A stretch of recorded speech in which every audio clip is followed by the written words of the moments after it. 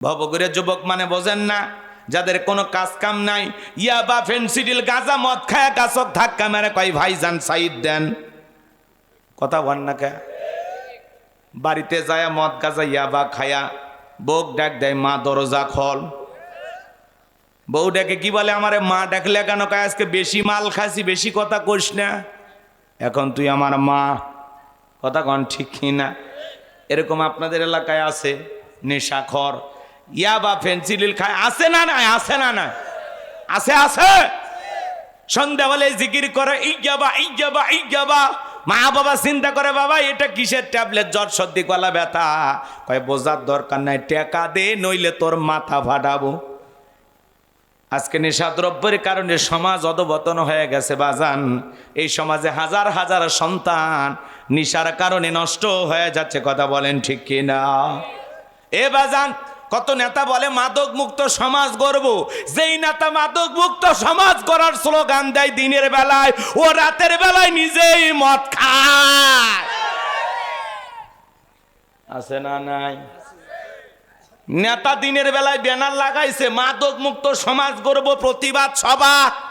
মাদক খাবেন না, ইয়াবা ফেন্সিডিল হিরোইন খাবেন না, আপনারা কেউ খাবেন না, আমি নেতা রাতের বেলায় একাই খাবো। আছে না নাই?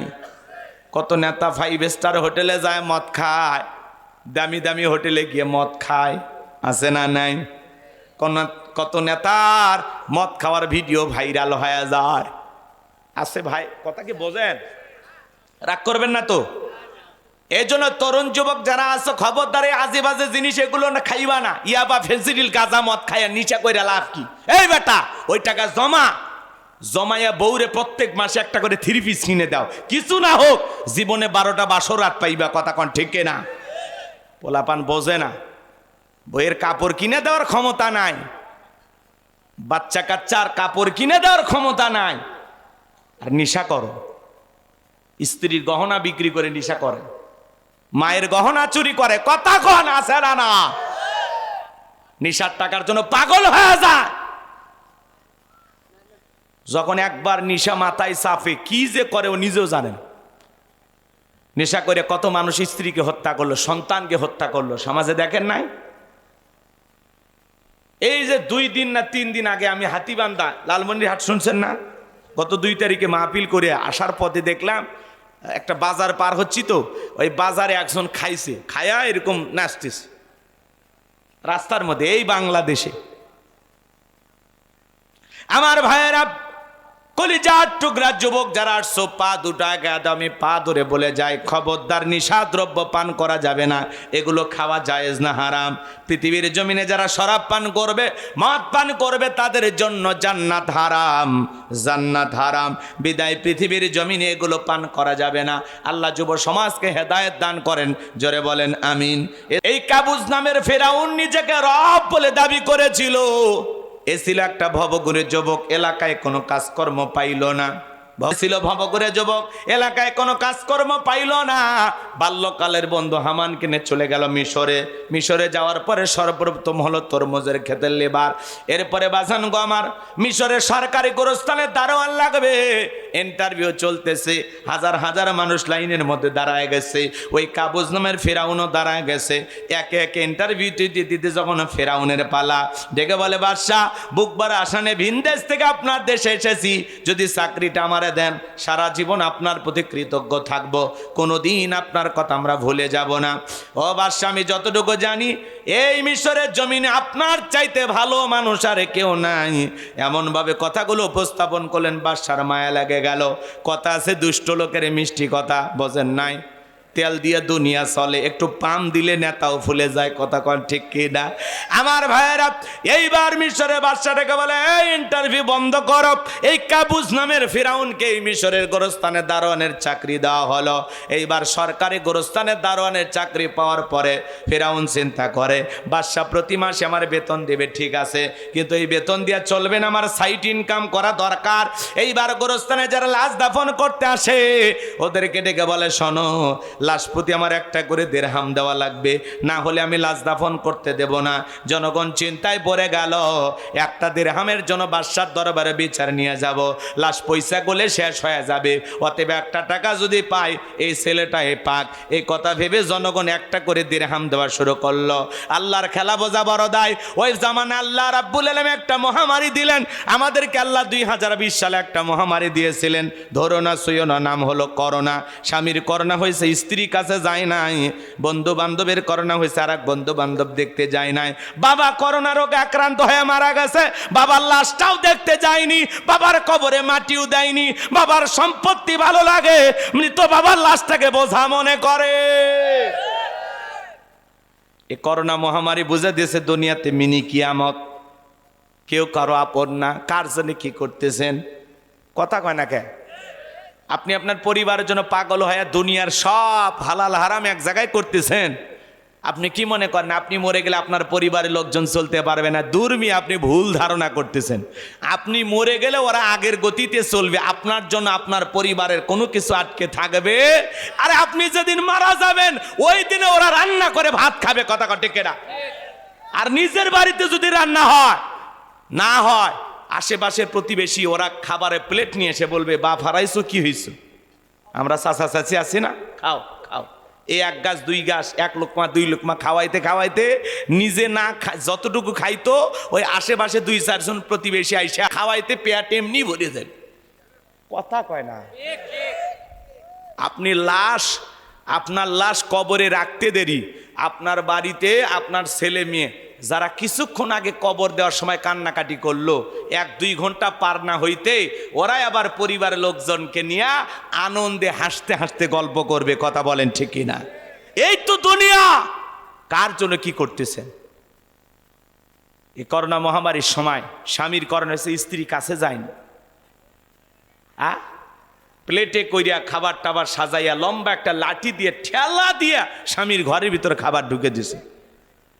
স্বামী যখন সুস্থ হয়েছে কাছে যা বলে, জোসনার বাপ তোমারে যে কত ভালোবাসি তুমি তো জানো না, তাহাজ্জুদ পড়ে তোমার জন্য দোয়া করছি, ওড়না দিয়ে মুখটা মুছে দেয়, আর কত ভালোবাসি তোমারে। স্বামী তখন বলে, আমারে যে কত ভালোবাসি তার প্রমাণ আমি পাইছি। যখন আমি অসুস্থ ছিলাম মনে মনে ভাবছিলাম এই বুঝি জানালা খুলে দেখা করবি, এই বুঝি দরজা খুলে দুইটা কথা বলবি, কিন্তু না, আমার কাছেও আসলি না, মোবাইলে ছবি দেখে কান্না করেছিলাম। তুই যে আমারে কত ভালোবাসিস তার প্রমাণ আমি পাইছি। আমি যখন অসুস্থ ছিলাম আমারে তুই বাঁশ দিয়ে খাওয়াইছিস, কথা কন ঠিক কি না? এই জন্য করোনা মহামারী বুঝে দিছে দুনিয়াতে কেউ কারো আপন না। কষ্ট হচ্ছে আপনাদের? আমার দরদের ভাইয়েরা গভীর মনোযোগ দিয়ে শোনেন। ওই মহামারীতে হাজার হাজার মানুষ মারা গেল, ডায়রিয়া কলেরা হওয়া শুরু হয়েছে, হাজার হাজার মানুষ মারা গেল। বাংলাদেশে একটা নতুন রোগ হাম কথা হাম হচ্ছে না, বাচ্চাদের হামের কারণে প্রায় আজ পর্যন্ত অনেকগুলো শিশু মারা গেছে। এই যে রাজশাহী আপনারা নাম শোনেন, এখানে প্রায় 20-25টা বাচ্চা মারা গেছে বিগত কয়েকদিনে। সারা দেশের বিভিন্ন হাসপাতালে এই হামের রোগে আক্রান্ত হয়ে ছোট ছোট শিশুগুলো হাসপাতালে মারা যাচ্ছে। সঠিক চিকিৎসা পাওয়া যাচ্ছে না, কি ভ্যাকসিন করাবে, কি চিকিৎসা দেবে। এক সময় আমাদের পরিবারের মা বোনেরা ছোটবেলায় আমরা দেখেছিলাম এগুলো হইলে 2-4 দিন পরে সেরে যায়, এমন আকার ধারণ করেছে, এখন ভালো হচ্ছে না। অধিকাংশ শিশুগুলো এই কষ্ট যন্ত্রণা সহ্য করে মারা যাচ্ছে। যারা সন্তান হারাইতেছে ওরা পাগল পারা হয়ে যাচ্ছে, কথা বলেন ঠিক কিনা? এই জন্য বাজান গো আমার, বালা মুসিবত যখন আসে বলেন তো এই বিপদ থেকে বাঁচার জন্য দোয়া করতে হবে কার কাছে? আমার ভাইয়েরা হৃদয়ের কান পেতে কথাগুলো শুনে যান। ওই ডায়রিয়া কলেরাতে হাজার হাজার মানুষ মারা যায়, আর ফেরাউনের পকেটে টাকা ঢোকে, টাকা পাইতে পাইতে এত টাকার মালিক হয়ে গেল, টাকা রাখার কোনো জায়গা নাই। বাদশার দরবারে চলে আসছে বাদশা, এলাকার যারা গরিব মানুষ খাজনা দিতে পারে না, দুঃখী মানুষ খাইতে পারে না, আমি গোরস্থানের দারোয়ান, তাদের খাজনা পরিশোধ করে দিতে চাই। বাদশা দেখে বলে, বাবাই তো ভালো উদ্যোগ, তোমার মতো ছেলে ঘরে ঘরে জন্ম নেওয়া দরকার।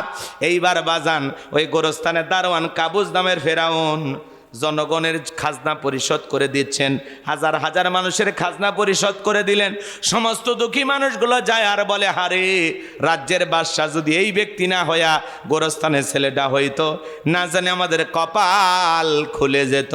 নির্বাচনের আগে একটু জনসেবামূলক কাজ করা দরকার আছে না? না, দেখেন না কত নেতা নির্বাচনের আগে কত প্রতিশ্রুতি দেয়, কথা বলেন। আমার এলাকায় এক নেতা কাঁচা রাস্তা, মাটি রাস্তা, ইট পাড়তেছে। মানুষজন বলে, বাবা এখনো তো নেতা হয় না, ইট পাড়তেছ, ব্যাপারটা কি? বলে, শোনেন, বৃষ্টি হলে ছেলে মেয়ে স্কুলে যাইতে পারে না, আপনারা হাটে বাজারে যাইতে পারেন না, আপাতত কাঁচা রাস্তা ইট পাড়ে দিয়ে গেলাম, আর ভবিষ্যতে আমার মার্কায় সিল মেরে যদি এলাকার নেতা বানাইতে পারেন, আমার 1 নাম্বার টার্গেট কাঁচা রাস্তা পাকা করে দেব। এই কথা বিশ্বাস করে জনগণ যখন নেতার মার্কায় সিল মেরে নেতাকে নির্বাচিত করে, নেতা তখন এলাকায় থাকে না, ঢাকা শহরে বান্ধবী নিয়ে ঘুমায়, কথা কন ঠিক কিনা? নির্বাচনের মার্কা থাকে যে কয়দিন, নেতার আনা গোনা সে কয়দিন, কথা কন।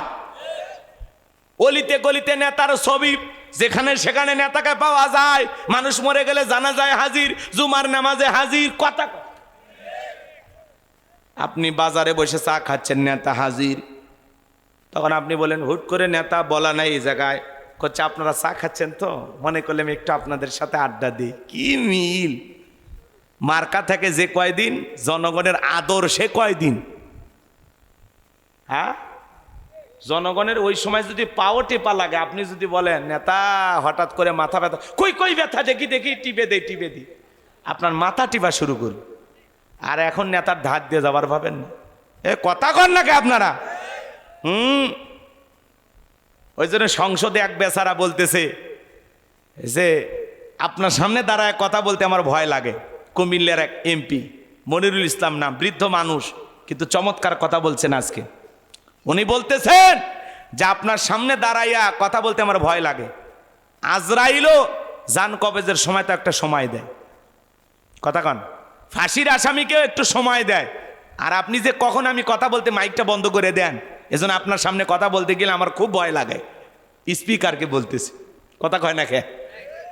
আবার সড়ক পরিবহন মন্ত্রী কিছু কথা বলেছেন, উনি তার প্রতিবাদ করে বলতেছেন এগুলো আওয়ামী লীগের মতো প্রতিশ্রুতি দিবেন না, এগুলো রবীন্দ্রসঙ্গীত শুনে শুনে জীবন শেষ, এগুলো বাদ দেন, নতুন কিছু বলেন। বেটার বয়স হয়েছে কিন্তু কথাবার্তা শুনে খুব সাহসী মনে হচ্ছে, কথা বলে ঠিকই না। নিজের দলের মন্ত্রী টাইম দিচ্ছে না, কয় প্রতিশ্রুতি বাদ দেন, বলে রবীন্দ্রসঙ্গীত আর শুনতে চাই না, এটা করব ওটা করব, করে দেখাইতে হবে। জনগণের প্রতিশ্রুতি নিয়ে আসছি, অন্তত মরার আগে আমার কিছু করে যেতে দেন, কথা কন। উনি বলতেছে আমি যে এলাকায় প্রতিশ্রুতি দিছি, আমার মৃত্যুর আগে আমি যেন কিছু কাজ করে যেতে পারি। তাহলে ভালো নিয়ত না? কথা বলেন, ভালো নিয়ত না? মন্ত্রী ধমক দিয়ে কথা বলতেছে, এমপি বেটা সাহসী, কথা কন। হ্যাঁ, বলতেছে হলে আওয়ামী লীগের মতো প্রতিশ্রুতি দেন না, কিসের মেগা প্রকল্প করো, কি করবেন তাড়াতাড়ি করেন, আমার এলাকার রাস্তাঘাট লাগবে, কি করবেন তাড়াতাড়ি করেন, সাহস আছে, কথা কন। রাগ করতেছেন আপনারা? এবার একটু সংসদ জমছে, মোটামুটি আলাপ আলোচনা ভালোই হইতেছে, তবে কিছু বিষয় নিয়ে ফাও আলাপ হইতেছে। তো ফাও আলাপ করেন না, কাজের আলাপ করেন, কথা কন। হ্যাঁ, জনগণের আশা আকাঙ্ক্ষা করে যে রায় দিয়ে আপনাদেরকে সংসদে পাঠাইছে, এটি নিয়ে তর্ক বিতর্ক না কইরা জনগণের রায়কে প্রাধান্য দিতে হবে, কথা বলুন ঠিক না? হ্যাঁ, এ দেশের কল্যাণে আপনারা কাজ করেন, জাতির মানুষ দোয়া করবে। রাগ করতেছেন মনে হয়? আমার ভাইয়েরা, যে কথা বলতে চাচ্ছিলাম, তাহলে মার্কা থাকে যে কয়দিন, নেতার আনাগোনা সে কয়দিন, ভোট নেওয়া শেষ, নেতার সোনার বাংলাদেশ, কথা কন ঠিক কি না? আর নির্বাচনের আগে আমরাও তো কম খারাপ না, 1.5 টাকার বিড়ি আর 3 টাকার চা খায় কি স্লোগান। বল্টু ভাইয়ের চরিত্র ফুলের মতো পবিত্র, নামাজ পড়া কক্ত, গাঁজা খায় 5 ওয়াক্ত, ঘুম শ্রীতে পাকা ভক্ত, শয়তানের 1 নাম্বার ভক্ত, হুজুরদের জন্য খুবই শক্ত, চুষে খায় গরিবের রক্ত। পোস্টারে লেখা আছে গরিবের বন্ধু, ভোট দিয়ে দেখেন গরিবের কয় নাম্বার শত্রু। একটা বয়স্ক ভাতার কাঠ নিবার গেলে 2-4 হাজার খায় আছে না? না। এই জন্য বাজান গো আমার, আপনাকে আমাকে আগে ভালো হওয়া লাগবে। তেঁতুল গাছ লাগাইয়া কিয়ামত পর্যন্ত দাঁড়ায় যদি বলেন আল্লাহ রংপুরের হাড়িভাঙ্গা দে, নওগাঁ সাপাহারের আমরুপালি আম দে, চাপাই নবাবগঞ্জের কাটিমন দে, রাজশাহীর ফজলি আম দে, কথা কন না। তেঁতুল গাছের নিচে দাঁড়াইয়া কিয়ামত পর্যন্ত যেমন আম চাইলে পাওয়া যাবে না, নির্বাচনের আগে 500 টাকা 1000 টাকার বিনিময়ে পবিত্র ভোট আমানত বিক্রি কইরা উমরের মতো নেতা চাইলে দেশে পাওয়া যাবে না। সৎ নেতা পেতে হলে জনগণকে সৎ হওয়া লাগবে। আপনি 1 নাম্বার, আপনার নেতাও 1 নাম্বার, আপনি 2 নাম্বার, নেতা হবে 2 নাম্বার। আপনি সিটার, আপনার নেতা হবে আন্তর্জাতিক সিটার। আগে আপনি ভালো হন। কি আমরা ভালো হতে রাজি আছি তো ইনশাল্লাহ? কষ্ট অনেক হইল কিন্তু পরিবর্তন হচ্ছে না, কথা কয় না কে? ইসলাম যে একটু ক্ষমতায় যাবে এটা সহ্যই হচ্ছে না মানুষের। কয় না হুজুরের এলে পারবি না, এলে তালেবান এলে, মানে আমাকে টাইমই দিচ্ছে না, ভরসাই নাই, কথা কন। হ্যাঁ রে হুজুর হয় কি বেকায়দা, রাগ করতেছেন? আর হুজুরের এমপি হয় কি করবি? আমার এক পীরজাদা হানজালা ভাই সংসদে গেছে, সংসদ ভবনে মসজিদে নামাজ পড়বে গেছে, সে থেকে জুতে চুরি হয়েছে। এমপির যদি জুতে চুরি হয় জনগণের কয়টা বাঁচবে এখন বোঝেন? এমপির যদি পায়ের জুতা চুরি হয় কিছুদিন পরে তো জনগণের পায়ে খুঁজে পাওয়া যাবে না, কথা কোন ঠিক না? সংসদ ভবনের মসজিদ থেকে এমপির জুতে চুরি, শুনছেন? রাগ করতেছেন চাচা? এলে বাস্তব কথায় রাত গভীর হয়েছে, একটু হালকা নাড়া না দিলে বুঝবেন না। নাকি দোয়া করবো বলেন? না না, কি ভাল লাগতেছে? চলবে কিছুক্ষণ, চলবে। এ হাত তুলে বলেন চলবে। তাকবীর দেন, লিল্লাহে তাকবীর। তাহলে আগামীতে সৎ মানুষকে নেতা বানাবেন তো ইনশাআল্লাহ? হ্যাঁ, দেশপ্রেমিক আল্লাহওয়ালাদেরকে নেতা বানাইতে হবে, তাহলে সমাজ পরিবর্তন হবে, তাহলে চুরি দুর্নীতি টেন্ডারবাজি খুন ধর্ষণ বন্ধ হবে, কথা বলে ঠিক না? যতদিন পর্যন্ত আল্লাহর জমিনে আল্লাহর আইন চালু না হবে ততদিন পর্যন্ত সমাজে শান্তি প্রতিষ্ঠিত হবে। এই জমিনে আল্লাহর আইন চালু হোক আমরা চাই তো ইনশাআল্লাহ। আল্লাহ কবুল করেন, সিল্লা এখন আমিন। আমার কথা কি খারাপ লাগতেছে? এইবার চলেন সামনে যাই বাজান। আল্লাহর খেলা বোঝা বড় দায়। বার্ধক্যজনিত কারণে মিশরের যিনি বাদশাহ ছিল, বাজান গো আমার, যে কথা আমি বলতে চাচ্ছিলাম শোনেন। নির্বাচন শুরু হয়ে গেল, একজন মন্ত্রী মারা গেল, বাজান গো আমার।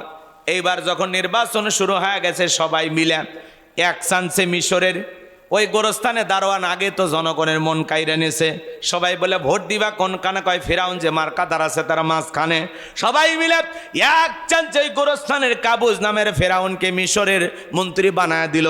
যে কথা আমি বলতে চাচ্ছিলাম, বার্ধক্যজনিত কারণে মিশরের বাদশাহ মারা যাওয়ার পরে এইবার বাজান গো আমার, ফেরাউন সমস্ত নেতাদেরকে ডেকে বলে শোনো, আর জনগণকে ডেকে বলে শোনো, এই যে মিশরের বাদশাহ মারা গেল, বাদশাহের সিংহাসনটা ফাঁকা, একটা বাদশাহ ছাড়া একটা দেশ চলতে পারে না, আপনারাই বলেন মিশরের বাদশাহ হবে কে? সমস্ত জনগণ ডেকে বলে আপনার চেয়ে ভালো মানুষ আমাদের আর জানা নাই, আপনি যদি মিশরের বাদশাহ হয়ে যান আমাদের কারো কোনো আপত্তি নাই। এইবার জনগণের সমর্থন পায়া যখন মিশরের বাদশাহ হয়ে গেল, এ বাজান গো আমার, সমস্ত নেতারাও যখন সমর্থন দিয়ে দিছে, এইবার কাবুস নামের ফিরাউন যখন মিশরের বাদশাহীর চেয়ারে বৈশা গেছে, রাতের বেলায় যখন ঘুমাইতে যায় নেতার চোখে আর ঘুম নাই, আজে বাজে স্বপ্ন দেখে লাফায় লাফায় ওঠে। বাজান গো আমার, আমি যে কথা বলতে চাচ্ছিলাম, পরের দিন সকালবেলা তার দরবারে জ্যোতিষী ছিল 400। এই 400 জ্যোতিষীর লিডারের নাম হলো দবিরা, বয়স হলো 320 বছর। দবিরাকে ডেকে বলে, দবিরা কেন জানি রাতের বেলায় ঘুমাইতে পারি না, আজে বাজে স্বপ্ন দেখি, কি হয়েছে ঘটনা একটু আমারে খুলে বলো। এ বাজান গো আমার, কেন আমার এমন হয় তাড়াতাড়ি করে আমাকে বলো। এইবার দবিরা ডেকে বলে, নেতা টেনশন নেবেন, একটু অপেক্ষা করেন, আমার একটু ভাবতে দেন। এইবার দবিরা ভাগ্য গবেষণা করে বলে, নেতা যদিও ছিলেন ভবঘুরে যুবক, তরমুজের ক্ষেতের লেবার, গোরস্থানের দারোয়ান, এরপরে মিশরের মন্ত্রী, বর্তমান রানিং বাদশা, আঙ্গুল ফুলে কলার গাছ, কিন্তু আপনার ভবিষ্যৎ জীবন বড় অন্ধকার। আগামী 3 মাসের মধ্যে মুসা নামের একটা ছেলে জন্মগ্রহণ করবে, ওই মুসার কারণে রাজত্ব পাওয়ার থাকবে না। নেতারে এমনকি আপনার জীবন যাওয়ার সম্ভাবনাও দেখা যায়। এই কথা শোনার পরে ফেরাউনের মাথা ঠান্ডা না গরম? একটু জোরে কর। এখন কি চলতেছে? গরমকাল না? একটু জোরে বলেন কি কষ্ট হচ্ছে না? একটু মনোযোগ দেন দেন আমার ভাইয়েরা। যদি দবিরা বলতো মুসা আসবে খানকা বানায় বানায় জিকিরি করবে, তাহলে কিন্তু মাথা গরম করতো না।